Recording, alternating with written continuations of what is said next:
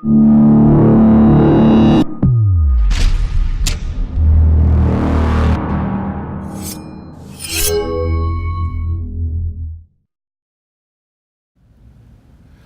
back to the Dynamo Show. I am your host, James Erdt, the Chief Architect of WOW for Dynamo Entrepreneur, a brand that supports experts in living well and doing good around the world. Not just putting the oxygen mask on themselves, but also putting the oxygen mask on their community. And boy, do we have an expert here for you today. His name is Jamelle Lindo. Thank you so much, man. Yeah. So happy Good to to be see here. you. Amazing I am to be here. honored to have you here. I hear you're doing some really great work. But I'm doing before my we best. get into that work, let's talk about the journey. Maybe share a little bit about your younger days and kind of how you got here. For sure, man. I mean, my younger days, I would say, were pretty humble days, pretty humble beginnings. I grew up in a single-parent household. My parents divorced at a very young age when I was 2 years old. Okay. And my mom worked super hard. Like, it was amazing. I don't know how she did what she did, but obviously she did it well because I'm proof I'm here. Yes. And also my two older brothers are proof they're there, they're doing well too, right? Okay. So mission impossible for her. Yeah. And that's kind of where everything started for me. And Dad, was he in the picture still? Dad is in the picture, but not in the household. Yeah. So he's an international drummer, which is pretty cool. An international drummer. Yes, so he, nice. for the most part of my childhood, was actually touring. Ah. And then on holidays and things like that, he'd come back, so we'd have some time to interact. We normally go and see him on weekends. So he was in, and he was in and out. And my mom was kind of the person that was there more consistently. Are you a musician? I am not a musician, but I did dabble a little bit in, I won't say what kind of music it was here, but I dabbled a little bit, you know. Okay. Not my thing, not my talent. Okay. My brother, oldest brother, is a phenomenal musician. Oh, okay. Yeah, he's a rapper, producer. So he picked it up from your dad. He did. Yeah. And he drums too, yeah. There you go. Yeah. There you go. Very good, very good. So with your mom having, being a single mom and raising, what, 3 boys? Yes. Yeah. And where are you in the tier? Right at the bottom, the last You're the one. bottom. The spoiled one, they would say, you're the right? baby. The baby, you're yes. still the baby. Can't escape that term no matter what, right? Yeah, I'm still a baby, I would say. You'll always be the baby of the family. I still haven't grown up, man. That's it. So where did you start? Where's your beginnings? So my beginnings are in Mississauga, Ontario, outskirts of Toronto. Very good. That's where I grew up. I'm at the Marilyn Monroe Towers. Oh, there you go, right? So that was a new establishment. When that happened in Mississauga, it was amazing. It was a big so thing. exciting when they finally built that. Yeah. I think I was in high school at the time they built that. And I'm a big investor in the buildings. Oh, you are? Yeah. Oh, there you go. Yeah. Right. So you made a good investment decision. I love it there. Yeah, it's nice. Yeah. Nice building. Beautiful city. I love it, man. Yeah. I grew up there. All of my friends that I've had from the area are still my friends till today. I love them. They're like brothers to me. Yeah. And we know the city like the back of our hands, you know? I love it. I love it. I'm fairly new to the city now. I mean, I was more in Oakville, but then I moved to Mississauga. I fell in love with it, got heavily involved in the multicultural festival and became a Mosaic producer, like this particular show. Yes. As a multicultural producer. I'm dear friends with Bonnie and Brian. Wow, so I'm a big fan of the city too. There you go. So you're well acquainted with it as well. Yeah. So no, you went to high school there and you went to university, or? I did. You know, it's funny. I went to Clarkson Secondary School. Oh, okay. And I did French immersion my entire life. Yeah. Don't speak to me in French though. Like my French is terrible now. Like it's pretty much non-existent. Oh, and even French immersion. Yeah, man. But I did do French immersion, so I had to like write in French. Yeah. All my classes were in French. Yeah. Except English. English was not in French. English was in English. Math was also in English because it's numbers, right? Yeah. But after a while, when you don't use it, it just kind of falls away. But it was a great school. I'm sure if you went to France on vacation, you'd pick it up. I think some of it would come back to me. Yeah, it does every now and again. Someone tests me, and I, jab back a little bit. Now, when you were younger, compared to what you're doing now, were you inspired in a similar way to kind of move into this direction? Because not too many people, say, okay, well, I'm going to be a leadership coach when I grow up. You know what's interesting about that? It totally blindsided me. Growing up, I was heavily into music. How young are you now, if you don't mind me asking? 28 in a few days. Oh, good. You don't look a day over 27. Oh, there you go. That's it. That's a good one. Yeah. That's good. So it blindsided you. Totally blindsided me, man. Yeah. I grew up, I was into music, I was doing rap music, I was producing, and in my head I'm like, I'm just gonna be this like rap star, professional performer one day. And that was my whole track of thinking. Yeah. What I didn't realize at the time is that I was always coaching. I was always mentoring. I was always taking on a leadership and supportive role. I just didn't recognize or identify with it until much, much, much later. So it's funny when I think about it now, I felt like I had missed the boat on what I should be doing in life, only to somehow realize that what I love is what I'd been doing so naturally that I didn't even notice it. All along. You know? All along. And that's kind of what brought me here. Was it positive hip hop?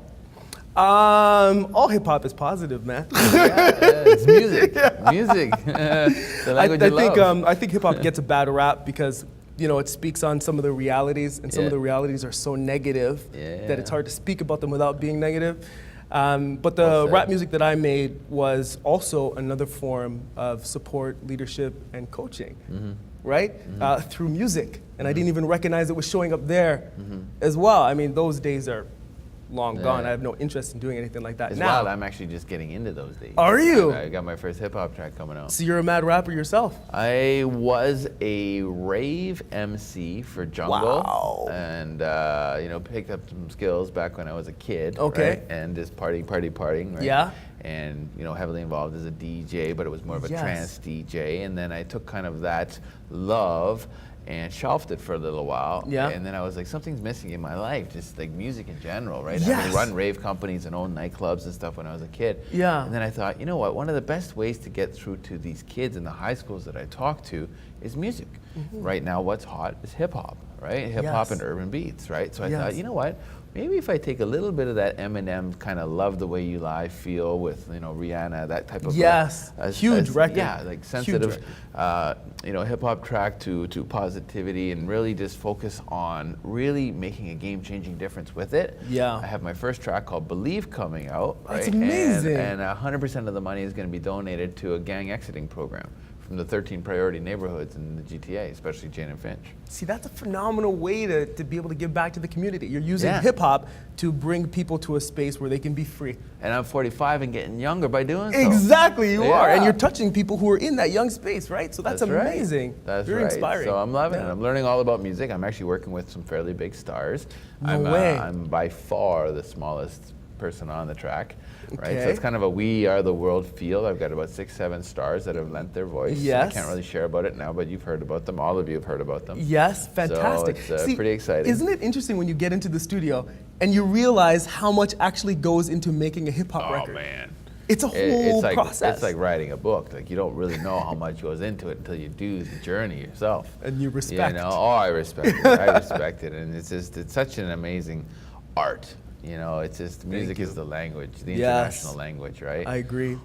So who really inspired you musically when you were doing all that? Oh my goodness, man. There's so many people that inspired me musically. I think the first CD that I ever bought was Jay-Z, The Blueprint was the first one that I ever bought. Nas was, incredibly amazing growing up. I remember when his first album came out, and then Stillmatic came out, and everyone was buzzing about it, and it just had these amazing records. But my all-time favorite, because of the lyricism, was always Eminem, the early stages of Eminem. And it was his lyricism and his ability to be an incredible poet, and speak incredible truth. That's right. Is what I love. Now, obviously, was he socially acceptable? No. But should art be socially acceptable? Maybe, maybe not, right? So he was one of my all-time favorites. Definite leader. I can't go back to that stuff now. It doesn't resonate with me the same way. Today I can listen to Chance the Rapper. He's got a much more uplifting feel. Other than that, I can't get into it anymore. All good. What we're going to do is we're going to take a short commercial break, but when we come back, we're actually going to talk a little bit about business. We're going to talk about you being a leadership coach. Yes. How you got into it and what you're doing to serve the world. How's that sound? That sounds amazing. Thank you, man. Okay, so we're going to be back after a short commercial break, so hang tight.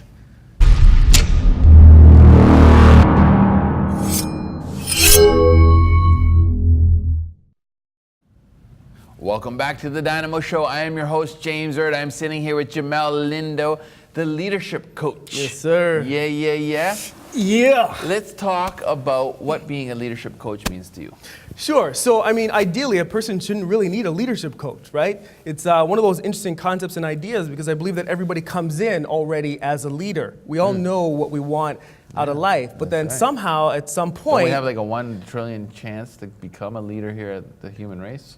There you go, right? but you know, when we come in, we know what we want. You know what I mean? You're a person who's discovered that, and you're expressing that. Yeah, but a lot of us along our journey, we get stunted, and then we start living a life of what we should do, or our moral obligations, or obligations from society. Right. And I believe we do need to balance and understand those things, but somehow we lose our own inner purpose. So being a leadership coach is about supporting other people in becoming leaders of their own lives again, as opposed to living a life of obligation and what you should be doing. Now, I know you're big on self-awareness. Yes. Let's talk about that. Now, what does self-awareness mean to you, and how do you instill it in your clients? That's amazing. So first thing is, I don't really instill it in my clients. So my clients come to me in a space where they're ready and willing to become more self-aware. So they're open. They're open, and then they provide me with an ability to give them a tool. So all I do is provide you with a tool that's going to help you to become more aware if that's already your intent. Now, what is self-awareness? Self-awareness is essentially the ability to be able to reflect and understand your internal experience of life, your internal condition of life. So what are you thinking at any given moment, right? How is that informing your emotions? Because whatever you're thinking does inform your emotions, which then in turn informs your actions, what you do. Now, how is what you're doing now informing your experience of life and your relationships, right? Usually what happens is when we do things, we mess up relationships or situations and we see the result, but we don't trace it back to where it originated, which is within you somewhere. That's where the self-awareness component comes in, being able to see, understand, and navigate that part. Well said. So there's EQ and IQ, united and strong. Let's talk about the Dynamo Show because we love what's going on. There's time for some justice and time for some truth. Let's realize what we can do. EQ versus IQ. Wow. I can't just act like I was not blown away just now by that. We're just going to ignore that you just dropped a hot bar to ask me a question. Anyway. I think it might have been a freestyle too. Even more impressive. Okay, so anyway, difference between EQ and IQ. So IQ is the measure of intelligence. It's been around forever, and for the longest time we've said, you know, that determines success, right? But then why do we see so often that people with high IQ are not as successful in life or in relationships? Word. And companies, corporations are seeing more and more of this, right? In the IT world, it's like this big problem that we have all these smart people, but for some reason they're not progressing. They're not able to build relationships. They're not able to lead groups to interact. And what we're finding now is that there's this other kind of intelligence, which is EQ, emotional intelligence, which essentially breaks down into 5 different areas. So you've got self-awareness, which we talked a little bit about, self-regulation, motivation, social skills, and empathy. So these things deal with not only how you relate to and understand yourself, but also how you relate to and understand other people as a part of your environment. And it ultimately comes down to, if I can simplify it completely for you, I'd say it comes down to relationships. Okay? Everything's relationships. Everything is relationships. And take yourself, for example, right? How many incredible relationships have you built, have you had that have been beneficial for you and for that person? That's it. There's one more right here. There's one happening right here. So imagine, right, if you didn't have the ability to develop those kinds of relationships, would you achieve the same level of success? Never. Exactly. So it's almost like, you know, IQ is what you know, but EQ is how you go about it with people. I love it. I love it. Yeah. I love it. Where do you see Jamelle, let's say, in like 5 years? 5 years, I mean, I'm in a space right now where I just want to do as much as I possibly can and give as much as I possibly have to give on the biggest scale possible, you know? So in 5 years, I hope to be doing exactly what I'm doing now, but just tenfold. More people to influence, more people to support, more to give, more to express. I imagine myself. Speaker, author. Yeah, all of those things. You know, and right now I'm doing a lot of speaking, facilitating a lot of workshops, doing a lot of one-on-one coaching. And book. Oh, that will you know, that's on the way too. That's on the way too. Little incognito. Yeah, you know, little incognito. So what would it be called if it were here now? Ooh, I don't know if I could throw the name out there, man. Conceptually, it would give have us a little sneak, little tidbit. a little sneak. Yeah. It would have something to do with architecture. Architecture, interesting. Yes, but not in the traditional sense. We'll just table that one, and later on it'll make much more sense. That's great. Yeah. That's great. Yeah. It's funny. I was going into architecture in, before I became a graphic designer, and I was just like, there's way too many rules here. I think you're a phenomenal architect. You the chief architect of now. I think we're all architects. We're the architects of our life. There you go. Right? There's 7 billion different universes going on, and we're all the architects of those universes. There you go. That's right. That's what it is. That's what it is, man. So how do you give back? How does Jamelle give back? How do you pay it forward? So I think the number one way for me to pay it forward is, one-on-one coaching. That's a huge faculty for me. That's a huge way for me to be able to connect, and I can personalize, whatever it is that I have to offer to that person's life, to the context of what their experience is. The next way that I absolutely love is to be able to get people together in groups and really talk about, what's happening with them. And share whatever it is that I can share so that they can become empowered in their own lives. You prefer the one or the groups? I love them both. One to many or one to one? I love them both, man. Yeah. Okay, I'll tell you this though. As far as speaking, I love being able to get up on a stage and even speak for 5-10 minutes and impact so many people all at once. All at once, I love that, right? It's a big high. And it's not even the high for me. It's just knowing that message has reached so many more people than just on a one-on-one. Yeah. But the intimacy of one-on-one is so amazing, and it can be so impactful. And when you support someone in creating a positive shift, if they go out into their lives and they are now positively impacting the people in their lives, who are now positively impacting the people in their lives, you can still get to a number, a huge number, right? So I love being a part of that process. I don't take credit for it. I don't think that I do it. I think that people come to me who want to do it, and I just support them in taking the direction that they want to take. How do they actually find you? Do you have a website? Yeah, sure. So it's Jamelle Lindo. Yeah, it's JamelleLindo.com. So that's spelled JamelleLindo.com, and all of my information is there. All of my tags, social media, Instagram, Facebook, all of that, workshops, upcoming stuff. So you're big on social media. I've seen you doing the Instagram stories, or was it a Facebook Live? Yes, I do my best with social media. I got to be on it, man. Like it doesn't come as naturally to me as it does. Everybody, it has to move in that direction. I mean, it's the way the world is moving, right? It's moving so fast. And it's all about social media, That's what you don't even see a lot of websites anymore. Everything is just one of these social media sites. Yeah, it's all about social media. It's all about personal brand. People want to connect with who you are. And they want to know what you're doing. They want to know your nuances and your tidbits and what makes you quirky. And man. Just the more you see that instead of like this polished Photoshop photo. Exactly. You know, and that's what I want to give people. I want to give people a little bit more of that experience. So who inspires you? Who are the 2-3 people that inspired you? I've been lucky enough to have had many mentors in my life, many amazing people. I would have to say that the first person to inspire me is my mom. Bingo. I mean, like the way that she worked. Hi, Mom. Hi, Mom. Hey, Mom. It's like, it's unreal. Like, I don't know how, like she would do double shifts. Like she would come in from a night shift and then do a day shift right after. You know what I mean? Hero, just to provide. Man. She's incredible. I don't even know how she does what she does. So like, just so much gratitude there. The second most influential person is actually my godmom. Yes, my godmom. I have strong women in your life. Yeah, very strong women, and they've supported me in so many different ways. That's amazing. She helped me when it came to learning about people and behaviors and thoughts and actions, the psychology of people. I learned so much from her, and she continues to teach me even today. That's and amazing. now we teach each other. She's been, one of my greatest mentors, still is to this day. And hi, Mom, again. And then if I would say another one would be on the corporate side. Okay. I've been in the corporate environment for almost 10 years now, and I've been blessed enough to work with many amazing leaders.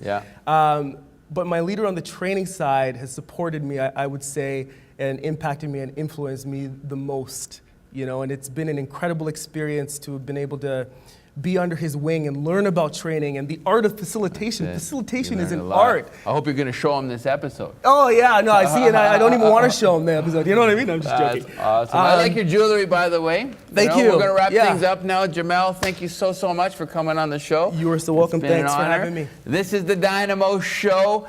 We are having all kinds of fun today. 3 more great experts, and they're coming your way on episode 49, so make sure to tune in.